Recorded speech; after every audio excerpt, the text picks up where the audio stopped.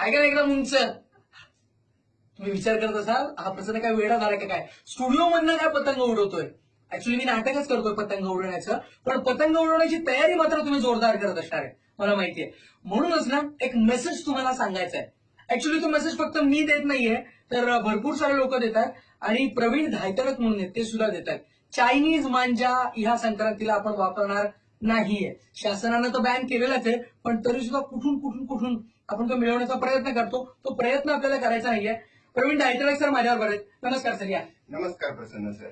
Sir तुम्ही Chinese मांजा वापरायचा नाही यासाठी अवेअरनेस कॅम्पेन करता, तर नेमकं का बरं या कॅम्पेन मध्ये तुम्ही उतरलं?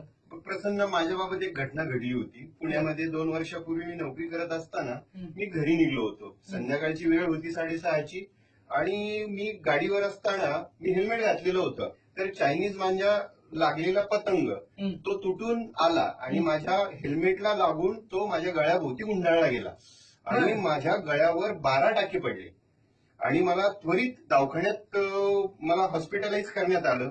तब्बल 5 दिवस माझ्यावर उपचार चालू होते प्रसन्न. त्या दिवशी पासून मी मनापासून ठरवलं की या चायनीज मांज्याविषयी आपण एवढा मोठा अवेअरनेस उभा करायचा की तळागाळापर्यंत याच्याविषयी माहिती पोहोचली पाहिजे. एक्झॅक्टली. पण मग त्यासाठी तुम्ही काय करताय सध्या? हे बघ, एक जीव या पृथ्वीवरचा पक्षी, प्राणी किंवा एक मानव जीव जरी वाचला तरी आपलं खूप मोठं कार्य होईल. त्या निमित्ताने आपण एक चॅरिटेबल संस्था स्थापन करू. त्या निमित्ताने मी एक चॅरिटेबल संस्था स्थापन केली. शाळा, कॉलेज, रस्त्यावर जाऊन, चौकामध्ये जाऊन या चायनीज मांज्याविषयी काय आपल्याला विरोध किंवा माहिती देता येईल त्या प्रकारे आम्ही कार्य चालू केलं. या प्रकारचे आम्ही बॅनर्स तयार करतो. म्हणजे लोकांना दाखवण्यासाठी की तुम्ही सुरक्षित सण साजरे करा.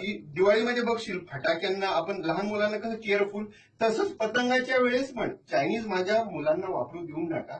साधा दोऱ्याने तुम्ही पतंग उडवा आणि आनंद उत्सव साजरा करा. त्यावेळी संक्रांत साजरी करा, पण विदाउट चायनीज मांजा.